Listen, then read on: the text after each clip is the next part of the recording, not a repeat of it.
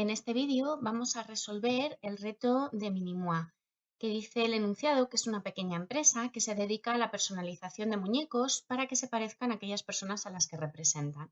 Y nos informan de las operaciones que han realizado durante el año 2021 que están relacionadas con los resultados. Vamos a empezar con los materiales, ¿de acuerdo? Tenemos en primer lugar lo que sería el muñeco genérico, que nos dice que está realizado en vinilo y las facturas por este concepto ascienden a 300.000. Tiene un acuerdo con los proveedores por el que paga el 80% ese año y el 20% el año siguiente. Y entonces nos da el importe de las facturas del año anterior. Vale. Este importe de las facturas del año anterior solamente es para calcular el pago. No tienen nada que ver con el gasto y el coste de este año. Entonces, como gasto y coste de este año, vamos a poner 300.000. ¿Vale? Es un coste porque esto es necesario para producir, es un gasto porque pertenece al departamento productivo. Donde nos va a influir este importe de 285.000 es en el pago. En el pago vamos a poner el 80% del año, es decir, el 80% de 300.000 y vamos a poner el 20% de lo que nos quedaba por pagar del año anterior. ¿Vale? Entonces, el 20% de 285.000 hay que pagarlo en este ejercicio económico.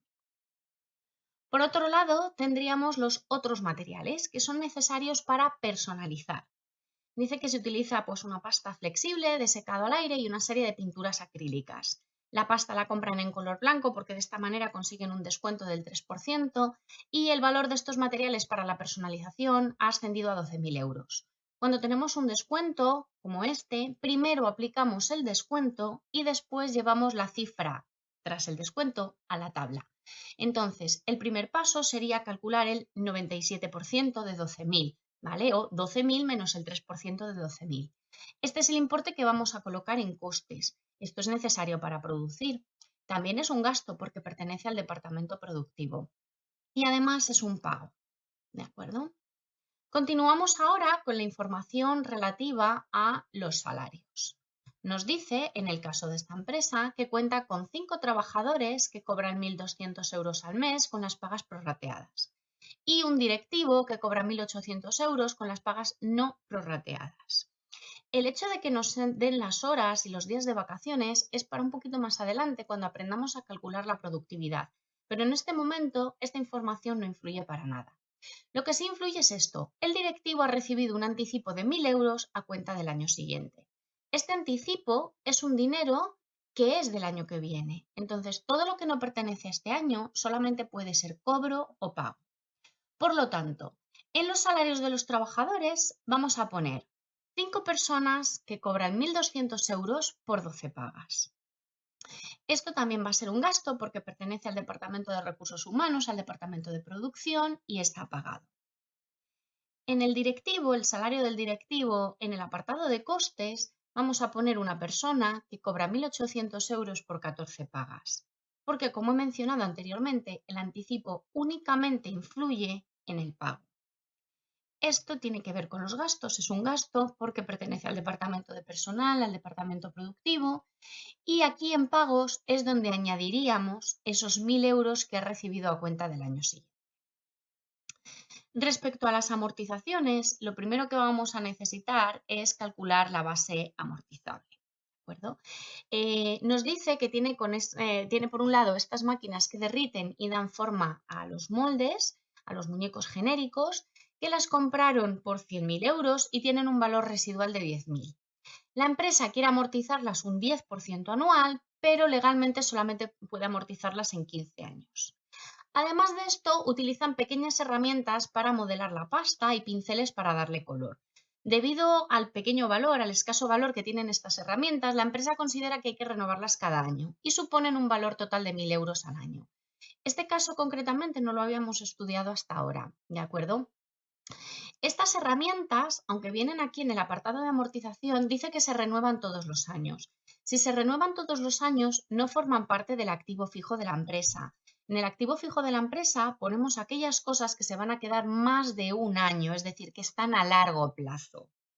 La solución correcta sería considerar estas herramientas en una línea aparte, como tengo aquí preparado en la tabla, y no incluirlas dentro de la base amortizable. A lo mejor a alguien podría surgirle la duda de, bueno, pues es que yo como venía aquí en la amortización y son herramientas, lo he metido dentro de la base amortizable. No sería realmente correcto, pero tampoco estaría mal hecho del todo. No es la solución que hay que hacer, pero se entiende un razonamiento o se ve que hay un razonamiento relativamente correcto, ¿vale?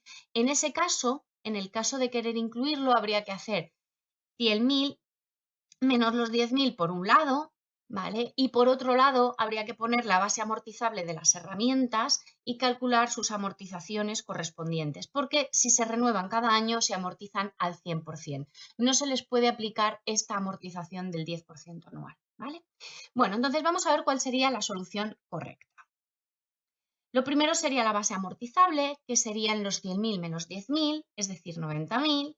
Y ahora calcularíamos la amortización total que quiere hacer la empresa, es decir, multiplicando esta cantidad por el 10%, 90.000 por el 10%, y después calcularíamos la amortización legal, que sería dividir la base amortizable entre 15 años. Una vez que tenemos estas dos, podemos calcular la amortización superior a la legal, que serían 3.000, y podemos llevar estas cifras a la tabla. La amortización legal es coste y es gasto, la amortización superior a la legal es un coste calculatorio, solamente es coste. Y ahora en la línea para herramientas incluiríamos estas herramientas que son necesarias para producir, por eso son un coste, se asocian al departamento productivo, por eso son un gasto, y además la empresa las compra todos los años, tendrá que pagarlas todos los años. Además de esto, nos vienen otro tipo de gastos, de marketing y productivos. Los gastos de marketing, como hemos visto en otros ejercicios, son coste, son gasto y son pago. Y estos gastos productivos, si nos indican que son productivos, son un coste porque están asociados a la producción, son un gasto porque se asocian al departamento productivo y cuando no dice nada, en principio consideramos que está pagado. Ahora viene la situación financiera. Nos encontramos con una empresa que ha solicitado un préstamo de 90.000 euros al 6%, que se va a devolver en 4 años, 50% el primer año, el resto el mismo importe cada año. Y luego tiene una subvención de capital y después tiene el capital social que es de 30.000 con un coste estimado del 2%. Entonces, vamos a ver cómo trasladamos todo esto a la tabla. Lo primero sería ver que tiene un préstamo efectivamente de 90.000 y nos dice que este primer año, que es el que vamos a reflejar en la tabla, va a devolver el 50% y nos cargan intereses al 6%. Bueno, pues los intereses al 6% del total del préstamo y la devolución al 50% del total del préstamo. Esta sería la información que en principio tenemos que colocar en nuestra tabla de pago, gasto y coste, aunque dentro de un ratito haremos la tabla completa del préstamo para que veáis cómo se resuelve. Trasladamos esta información a la tabla, los intereses financieros son coste, gasto y pago, porque consideramos que la empresa pide todos los préstamos para producir, por lo tanto los intereses financieros son necesarios para la producción.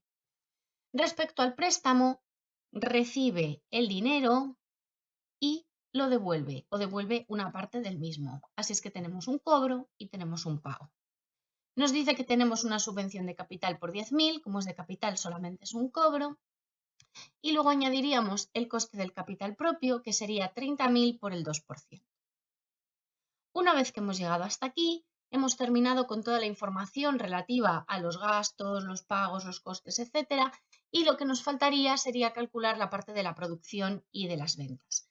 Para ello, nuestro primer paso es sumar el total de costes, buscar en el enunciado la información respecto a las unidades producidas. Nos dice que ha producido 17.910 muñecos, pero que la empresa solo trabaja bajo pedido. Eso quiere decir que ha vendido todo lo que ha fabricado. Es decir, el almacén en este ejercicio es 0. El precio se calcula con un margen del 20% sobre coste y ha cobrado el 85% de las ventas. Calculamos entonces cuál sería nuestro precio de coste, el resultado de dividir el total de costes entre el número de unidades producidas y nos sale 24,17. Para calcular el precio de venta tenemos que añadirle un 20%. Es decir, 24,17 más el 20% de 24,17. Esto nos da un precio de venta de 29 euros. Con esto podemos calcular los ingresos por ventas. Como el número de unidades producidas es igual al número de unidades vendidas, haríamos 17.910 por 29 euros y eso nos daría los ingresos por ventas. Los cobros por ventas, el 85% de esta cantidad. Y por último, la producción, que habitualmente tiene dos partes, los ingresos por ventas más el almacén.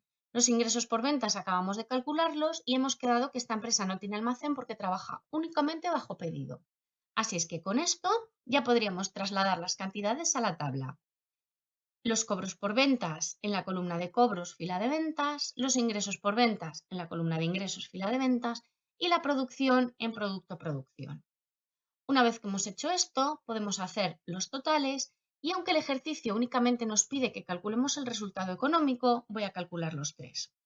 Tenemos por un lado el resultado monetario, cobros menos pagos, que nos indican que la empresa tiene una buena política en su gestión de cobros y pagos porque es positivo, ¿de acuerdo?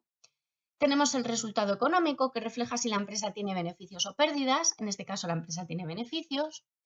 Y por último tenemos el resultado interno, que nos indica cómo está trabajando el departamento productivo.